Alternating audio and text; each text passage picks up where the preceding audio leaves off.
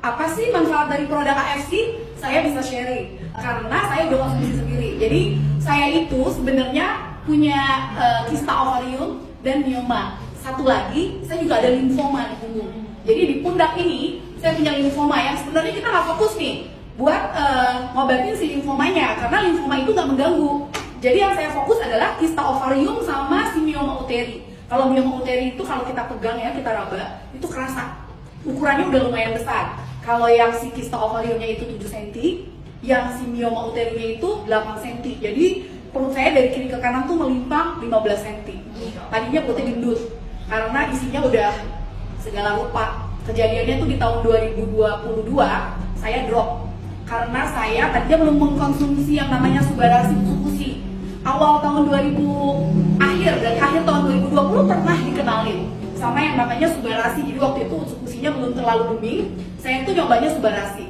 Tapi yang waktu itu saya jadi kekhawatiran adalah harga. Saya sempat nyobain tuh 3 box dan saya merasa hasilnya memang signifikan bagus. Hanya pada saat itu saya pikir dengan kondisi COVID, income yang terbatas, saya lebih baik coba cari alternatif lain. Karena yang jual Subarasi ke saya itu nggak explain dengan detail kalau saya sebenarnya bisa cari duit dari Subarasi. Jadi bisa ngeringanin untuk belanjanya saya ya, konsumsinya saya. Jadi singkat cerita di 2020 September itu saya cuma sempat beli 3 box, habis itu stop. Saya coba herbal, jamu, kandungannya itu dari daun sirsak sama keladi tikus. Terus ada yang namanya antioksidan. Antioksidannya itu dari segala si berry-berry deh, acai berry, cranberry gitu-gitulah, sama kulit manggis. Ada penurunan nyeri. Tapi kalau besarnya miom, saya nggak tahu berubah atau enggak, karena saya nggak cek ke dokter.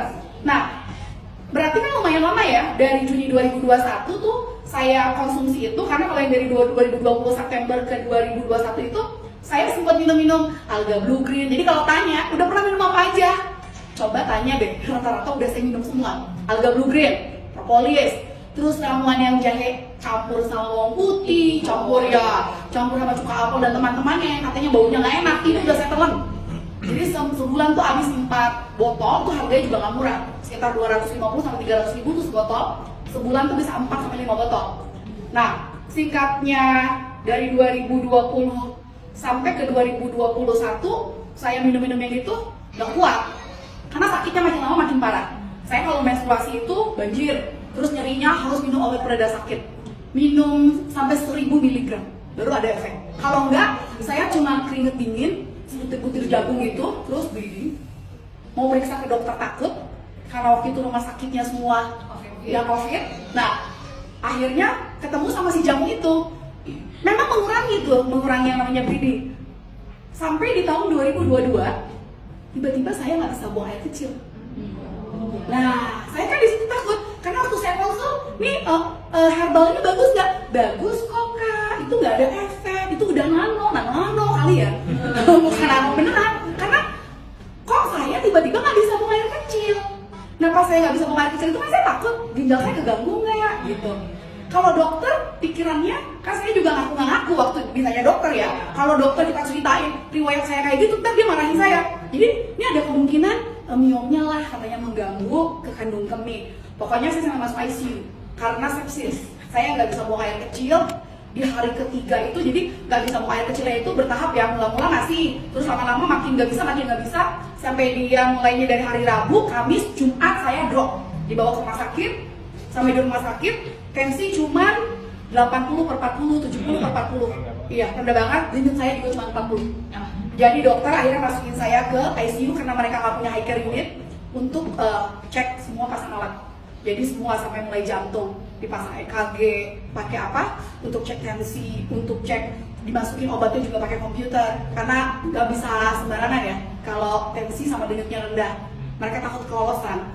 Terus saya dikasih antibiotik tingkat tinggi untuk ngehancurin bakteri yang udah masuk ke dalam tubuh saya. Itu kreatinin saya lumayan, kreatininnya naik, kaliumnya drop, hemoglobin saya cuma 8,2. Jadi waktu saya selama minum obat herbal, gak boleh makan daging, gak boleh makan tempe, gak boleh, ya kan saya saking pengen sembuh ikutin buntut-buntutnya, dokter menjudge saya anemia. Jadi iya, karena udah kurang asupan. Nah, disitulah hasil USG sama hasil cek darah. Saya juga dites CA125 itu kan karsinogen. Karena dokternya curiga, ini kok ada si kista, ada si miom. Ternyata CA saya lumayan, 345. Normal cuman 35 ke bawah. Jadi dokternya langsung dia diskusi sama suami saya. Ini kayaknya kita prepare operasi buat minggu depan. Oh, semua deg-degan dong. Karena pasti tanya, operasinya tuh apa? Kemungkinan angkat rahim udah pasti.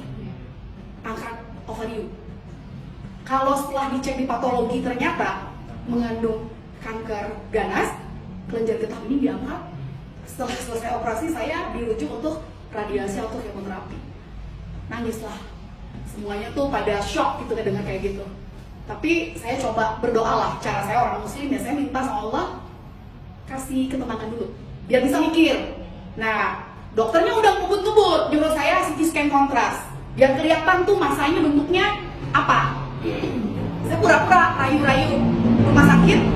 Dokter-dokternya ada dokter yang namanya 3, dokter obgyn, dokter jantung, karena denyut rendah, tensi rendah, ada internis.